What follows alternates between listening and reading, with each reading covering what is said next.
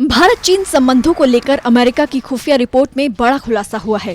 America के अनुसार भारत और चीन के बीच सीमा पर कुछ जगहों से दोनों सेनाओं के पीछे हटने के बावजूद अभी भी भारी सीमा विवाद बना हुआ है।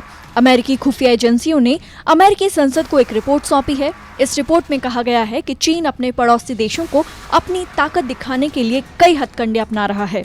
ऐसा चीन पड़ोसी देशों को अपनी मनमानी के आगे घुटने टेकने के लिए मजबूर करने को कर रहा है।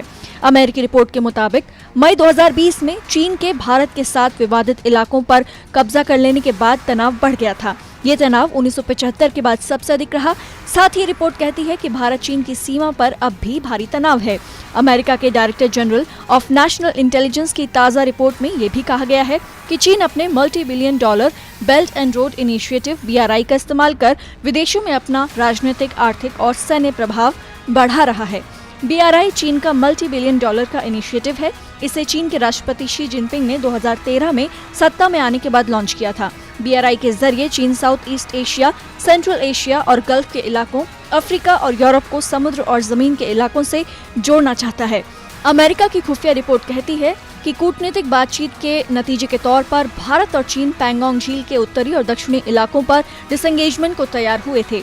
तभी से भारत लगातार चीन से कह रहा है कि वो देपसांग, हॉट स्प्रिंग और गोगरा जैसे इलाकों पर भी विवाद को सुलझाए। ये इलाके भारत चीन के संबंधों के लिए बेहद जरूरी हैं, लेकिन खुफिया रिपोर्ट के अनुसार चीन इन इलाकों में मनमानी पर उतर आया है। इस रिपोर्ट में चीन के साउथ चाइना सी में भी आक्रामक होने की बात कही गई है। अमेरिका की रिपोर्ट कहती है कि चीन ईस्ट चाइना सी में भी जापान पर सीमा विवाद को लेकर दबाव बना रहा है। चीन पर आई ये अमेरिकी खुफिया एजेंसी की रिपोर्ट कहती है कि चीन ने ईस्ट और साउथ चाइना सी में कई द्वीपों पर अपनी सेना को तैनात कर दिया है। ये इलाके वैश्विक व्यापार के लिए बेहद अहम हैं। चीन वियतनाम, फिलीपींस, मलेशिया, ब्रुनेई और ताइवान के अहम इलाकों पर भी अपना दावा कर रहा है।